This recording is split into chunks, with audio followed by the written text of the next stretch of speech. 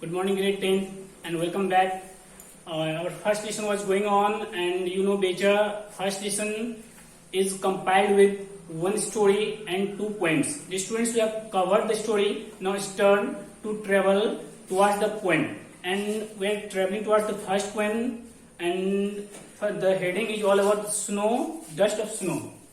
Here you are seeing dust of snow. Dear students, in the previous class, and that's when you were in the standard 9, we have discussed about the poetic devices and literary devices, and I have given you so many themes about poetic devices. Some of the poetic devices I have written here that you will face in for the current poem, and after that you don't have need to forget the poetic devices. Dear students, right now I am traveling with the poem, and poem is something that can make your contact towards the nature, and if you will be in the contact of poem, then you get the creative facilities.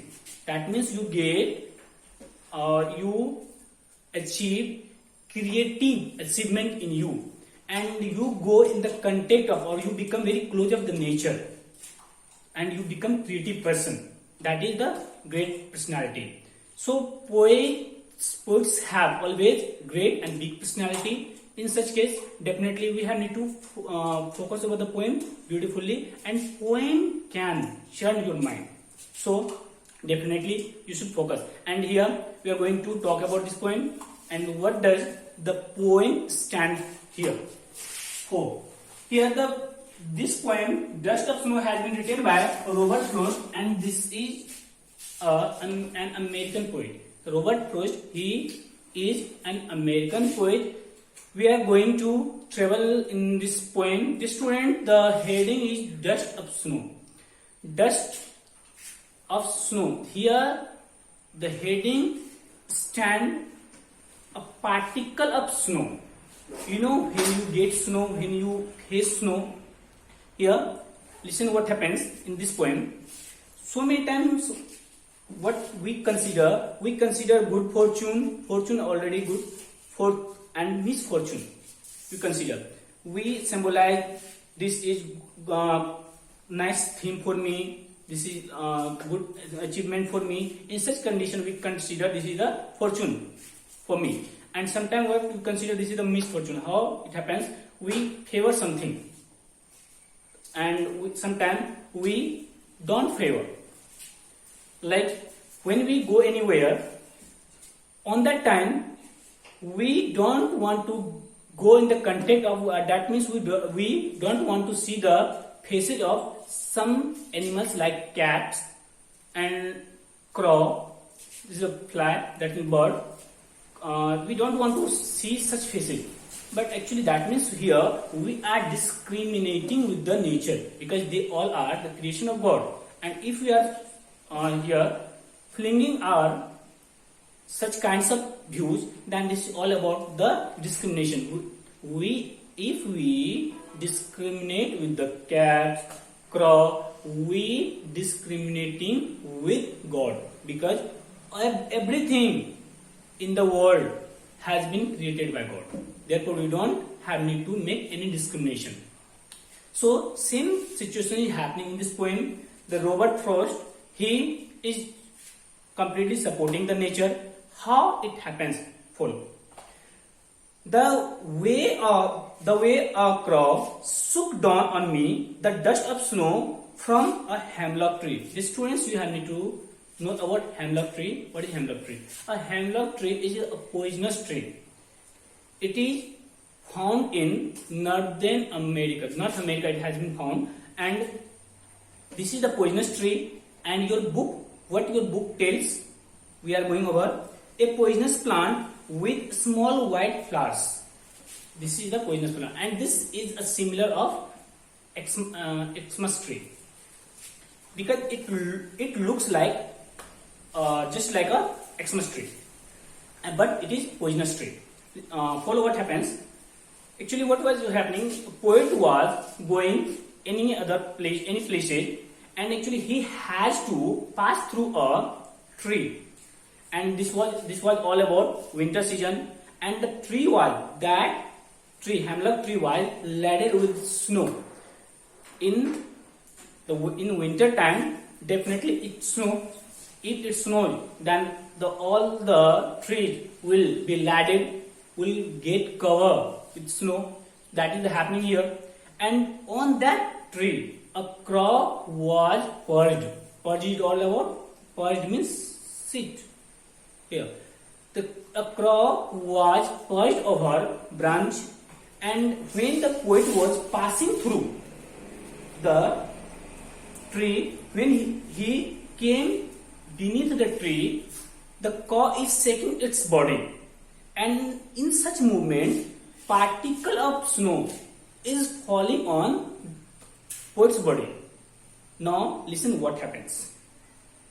Has given my heart a change of mood and saved some part of a day I had rued. Now what happens? Rued is all about your a sorrowful moment when you feel sorry because you have done any action that you don't like. That on that occasion, what the feelings you are getting, that is all about the rued. You can in first form you can use ru. Okay, so what happens here? After falling such snow over his body, actually all of a sudden his movement has been changed. All the ooze, that means sorrows, have been left. And this is all about his internal feelings. And it happened because he was in the contact of nature. In such case, we don't have need to discriminate whatever God has created. Poem, once again I am going to read. The way a crow shook down on me, the dust of snow from a hemlock tree has given my heart a change of mood and saved some part of a day I had rued. The poet wants to tell he was going somewhere. He was passing through a tree. When he came beneath the tree, a crow was sat over the branch. It is shaking its body, that means crow is shaking. Movement has come, and all of a sudden some dust of, that means a small particle of snow falling over the body of poet. And after that, what he felt completely peace and calm. And finally, all his rouge, that means all his worries has been omitted. Now, rest part of the day he felt completely very happily he spent. So, the students, this was all about the journey of this poem. And if you are going to know about the poetic device, you have need to focus over the poetic device. Earlier I have told in 9th class stage I have made you completely aware, and now we are going to talk some poetic device that has been used in this poem. Rhyming scheme has been used, and no need of explaining the rhyming scheme because I have told you. And if you have any problem, then when we will face actually when such kinds of pandemic will go out and when we will face, yes, on that occasion we will disclose everything. Here, rhyming scheme has been used in the poem. It's all about A, B, A, B. As you are knowing here, first sentence is directly matching with third A, and second is with the fourth B, B. Therefore, so the first stage rhyming scheme is A, B, and same process has been followed by second stanza. And more thing is here, the poem is completely enjambment. You know, Vikash, enjambment is all about, in poem there will be lack of punctuation and same sentence will go in first line, second line, third line, at least 2 or more lines.